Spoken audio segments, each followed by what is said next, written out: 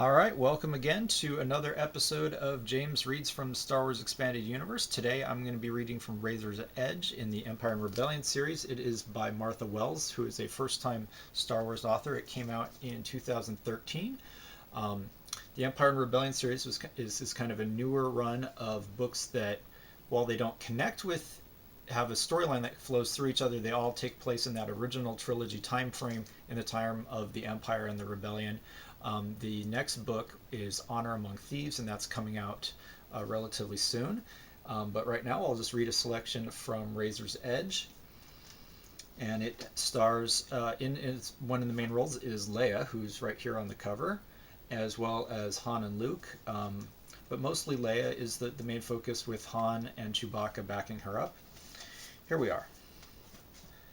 Han stopped Leia in the corridor outside the bridge, where they had had a moment of temporary privacy. It had been hard enough keeping his mouth shut in front of Matara and the others. He said, "If you're going to ask me if this is a good idea—" "I'm not asking you." Leia appeared amused by the idea that she might. "I need you to look out for Cyan and Kefar while I'm gone. Make sure they don't get in any trouble with the Aegis's crew or the pirates." Which meant she was entertaining the idea that she and Matara wouldn't be back soon, that this might not be just a quick chat with the flight master. "We're supposed to be looking for you. That's why we came. Remember, I'm your bodyguard." With hooked fingers, Han supplied the air quotes to make the double meaning obvious. "I thought you said you were my pilot," Leia air quoted back at him. "Han, I don't have time for this." She looked at him with steely determination. "I have to help these people, and I need you to not try to stop me." Yeah, he knew she needed to help these people. She needed to help all the people. "Then let me go help them with you." "They only asked for Matara. It's going to be awkward enough when she brings me along. More people would just make it worse." "Awkward?" Han lifted his brows at the choice of word. She was right, but he hated to send her out with no backup except Matara. The captain was a fanatic, and he would sooner trust a gang lord than a fanatic. "It'll be awkward if they shoot you." "It'll be just as awkward if they shoot all of us." Leia folded her arms and gave him the "I'm the princess and you're not" look. "I'm not going to argue about this." Han still wanted to argue, just out of principle, but it wasn't like he had a better idea.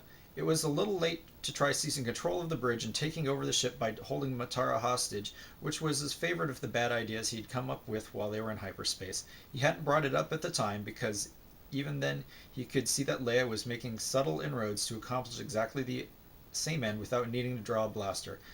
She had somehow managed to make herself Matara's partner in this whole disaster, and by going along to negotiate with the flight master, she was moving to become Matara's boss.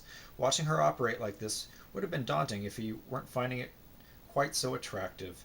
He threw his hands in the air, making up for giving in by doing it with as little grace as possible. "All right, fine." "Good." Leia handed him the comlink she had brought from the gamble. "Hold on to this for me. If we're searched or have to give up our weapons, I don't want to have to answer questions about it. Matara is going to have one secured to the ship's comm. The pirates should expect that. Please go update Cyan and Kefar on the situation. And don't sulk about it." Han put the comlink in his pocket. "You're the boss, Your Holiness." He knew she really hated it when he called her that. Leia gave him her death glare in return and stomped away, heading back to the bridge. Han wondered again what strange turn his life had taken, that he had ended up as friend and verbal sparring partner for the last princess of Alderaan. He just didn't want to be the guy who got her killed. On her own, Leia was pretty good at not getting herself killed, no matter how hard the Empire had tried.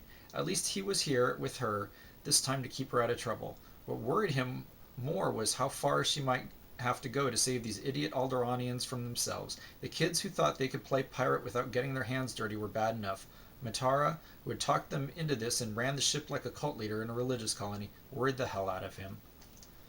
Alright, we got Han Solo, Princess Leia, here in Razor's Edge. They are in with some Alderaanian pirates, so if you want to try and figure out that paradox, you're going to have to go ahead and get Razor's Edge, check it out. We will see you next time with another story in James Reads the Star Wars Expanded Universe. See you next time. May the Force be with you.